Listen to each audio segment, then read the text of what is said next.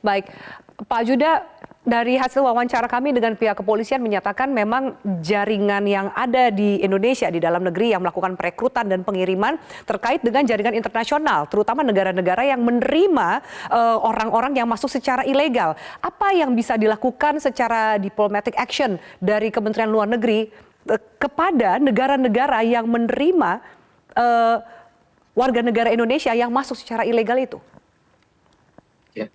Sebagaimana tadi kami sampaikan bahwa kita menghadapi jumlah kasus warga negara kita yang menjadi korban TPPO yang meningkat sangat pesat dan juga proliferasi negaranya, negara tujuannya juga semakin banyak. Sebagai contoh adalah kasus-kasus yang terkait dengan online scam.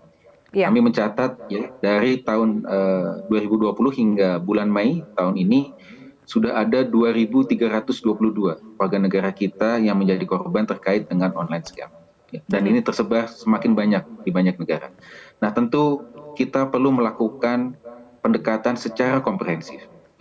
Ada 4 hal yang perlu kita lakukan. Pertama adalah protection of victim.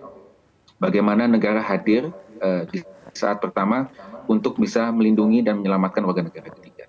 Namun kita pahami bahwa protection of victim tidak cukup hanya dilakukan tanpa ada langkah-langkah yang lain. Sebagaimana ketahui, kasus online scam ini kan sebetulnya sudah ada sejak tahun lalu. Bahkan Ibu Menteri Luar Negeri bulan Agustus tahun lalu sudah bertemu langsung dengan Menteri Dalam Negeri Kamboja dan juga Kepala Kepolisian Kamboja untuk menyelesaikan kasus ini.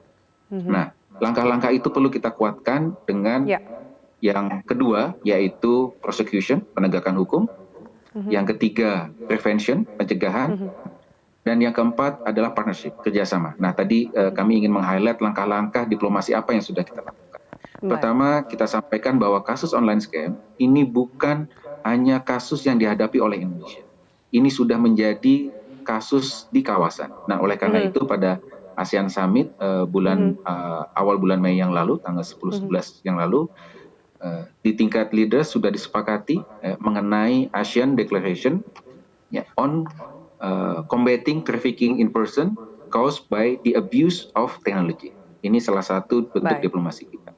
Nah, kemudian di tingkat Bali Proses kita punya mekanisme regional Bali Proses, kita juga angkat proses kasus online scam ini dan kami sudah bekerja sama dengan Regional Support Office yang ada di Bangkok untuk melakukan in-depth analysis mengenai online scam ini dan juga dengan lembaga-lembaga internasional lain. Dan tentunya aspek bilateral, kerjasama bilateral juga terus kita perkuat.